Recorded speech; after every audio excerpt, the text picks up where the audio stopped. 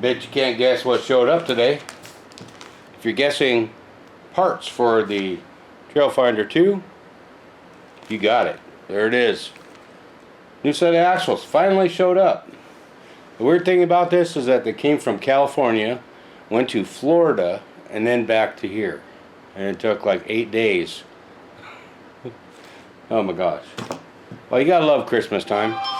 At least, you know, when everybody's off shopping, doing their thing. You know, freight. I feel for those people, UPS, the mail, and all them. I mean, they're working their tail off, right? So I can't give them too much crap. But luckily we got a new axle in, and it looks like I've never done these before, but they look pretty straightforward. You know, there's the old one right there. I probably should just do both, huh? Alright. Well, it's not that one. Must be the long one. Alright, so if you've never done these before, usually on an RC there's a short axle and long axle. As you can see from the differential, one side is shorter. This is the short side, this is the long side. And looks like the long side is what broke. So, you know, all we gotta do is just, well, I guess we gotta put a bearing back in it. We'll use this one since it's still good. Put that bad boy on there. Kind of like that. And slide in. Kind of like that. Man, it's already working better. I mean, this part isn't broken in half right there. It's one piece. Huh. Weird. Okay. We're going to go ahead and here's the other part. Just take this hex off. I think. Or maybe it's this one. It's one of these. There we go.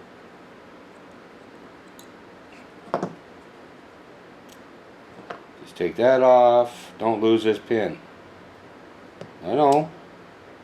Alright. Slides out the backside. Kind of like that. We'll leave those bearings in there. They're still good. Okay. Slide these in over here.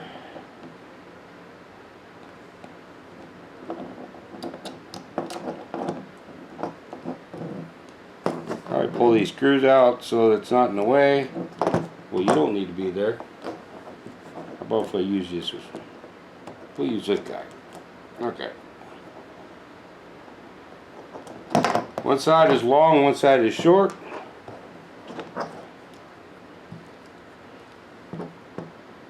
I was thinking ahead when I did this. I know, that's weird.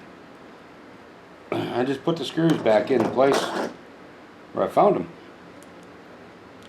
That in itself is weird. Okay. So just gotta make sure we put this in the right way. Make sure everything is liking it the way it is. This is the part where I hope oh, I see. This bearing isn't seated down all the way.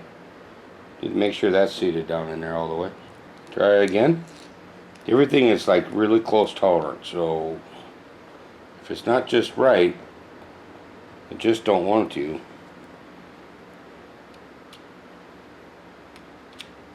And there's like that.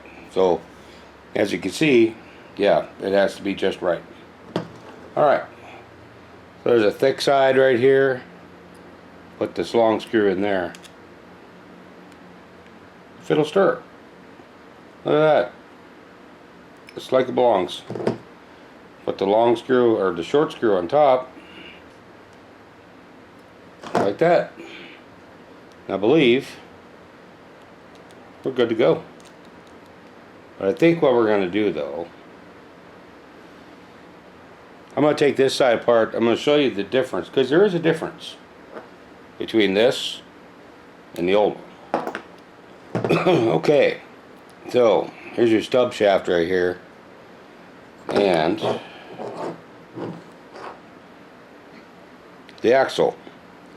As you can see, it's slotted right there. That part is what broke. I'm sorry. That part is what broke. Okay. And on this one,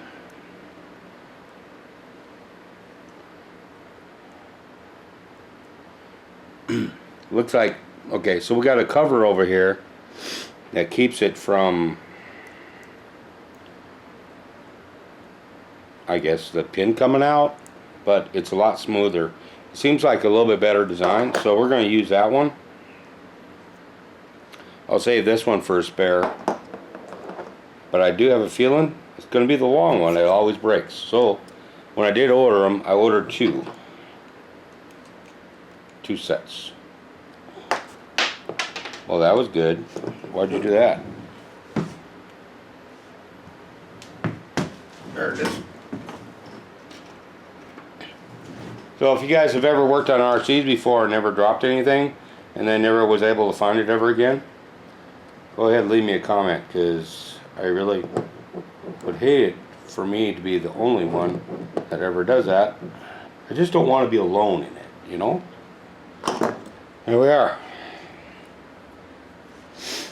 Two new axles. There we are. Two new axles in the Trail Finder 2.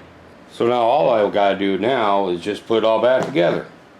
And like I said, this here is the way it was, and the other one is fully enclosed. So I'm hoping that, I didn't think that that was really actually metal that covered that up, but hopefully whatever it's made of is strong enough to keep this here from breaking, because you can see, if you can see it, there isn't much there at the very bottom, right? So an axle could break pretty easy. I hope that they come up with like some sort of a universal joint, because that would be the way to go. Alright, so I'm going to put this all back together, and then we can move on to the motor. Okay, we got the axle all swapped out. It's working great. I'll show you. Yes, steering is like it's supposed to be. Alright, that's high gear. There's your low gear. Okay, so our next problem, and I think really contributed to the axle braking part, is that I think that we have we need to swap out that 2300 kV for an 18. Since this thing is a 2-speed anyway, just keep in mind, now look at it. Here's low gear again, okay, and high gear. Alright, so keep that in mind. I'm going to swap that motor out and we're going to try it again. And you tell me if it's worth the difference. Well, the new motor's in. The 1800 kV is now in there, and yeah, there is a big difference, okay? Now we're not going to have ballooning tires like we had before, but let me just show it to you. It's like I need to readjust my steering, but we got high gear and low gear, which I think is plenty fast enough for stuff like this. And these things, these Hobbywing motors have so much torque. I mean, I could bust an axle with this one. So if I wanted more speed, I could change the pinion size, but I think we're good.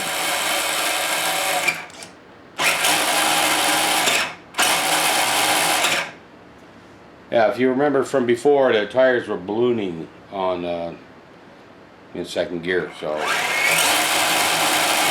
that's plenty fast, right?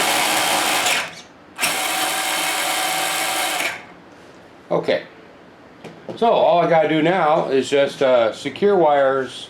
I found a different way I want to route them. Get the cab back on, and we'll take it back outside.